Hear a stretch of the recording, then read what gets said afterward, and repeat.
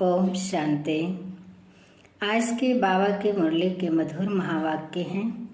सुनते हैं आज प्यारे बाबा की मुरली। बाबा ने कहा, मीठे बच्चे, ज्ञान को बुद्धि में धारण कर आपस में मिलकर क्लास चलाओ। अपना और औरों का कल्याण कर सच्ची कमाई करते रहो। प्रश्न है, तुम बच्चों में कौन सा अहंकार कभी नहीं आना चाहिए? उत्तर है, कई बच्चों में अहंकार आता है कि यह छोटी छोटी बालकियां हमें क्या समझाएंगी। बड़ी बहन चली गई तो रूठ कर क्लास में आना बंद कर देते हैं। यह है माया के विघ्न। बाबा कहते, बच्चे, तुम सुनाने वाली टीचर के नाम रूप को ना देख, बाप की याद में रह मुरली सुनो, अहंकार में मत आओ। ओम शांति।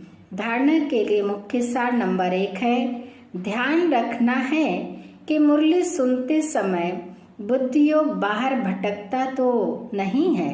सदा स्मृति रहे कि हम शिव बाबा के महावाक्य सुन रहे हैं। यह भी याद की यात्रा है। नंबर 2, अपने आप को देखना है कि हमारे में ज्ञान योग और दैवी गुण हैं। लालच का भूत तो नहीं है। माया के वश कोई विकर्म तो नहीं होता है। वरदान है, निमित्त भाव के स्मृति से हलचल को समाप्त करने वाले सदा अचल अडोल भाव।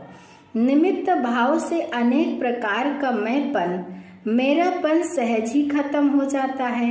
ये स्मृति सर्व प्रकार की हलचल से छुड़ाकर अचल अडोल स्थिति का अनुभव कराती है।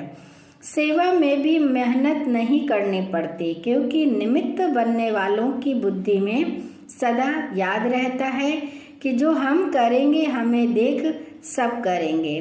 सेवा के निमित्त बनना अर्थात स्टेज पर आना।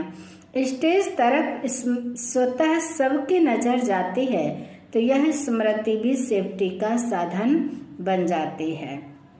स्लोगन है, सर्व बातों में न्यारे बनो तो परमात्मा बाप के सहारे का अनुभव होगा। अव्यक्ति सारे हैं। वर्तमान समय भटकती हुई आत्माओं को एक तो शांति चाहिए, दूसरा रूहानी स्नेह चाहिए। प्रेम और शांति का ही सब जगह अभाव है। इसलिए जो भी प्रोग्राम करो उसमें पहले तो बाप के संबंध के स्नेह की महिमा करो और फिर उस प्यार से आत्माओं का संबंध जोड़ने के बाद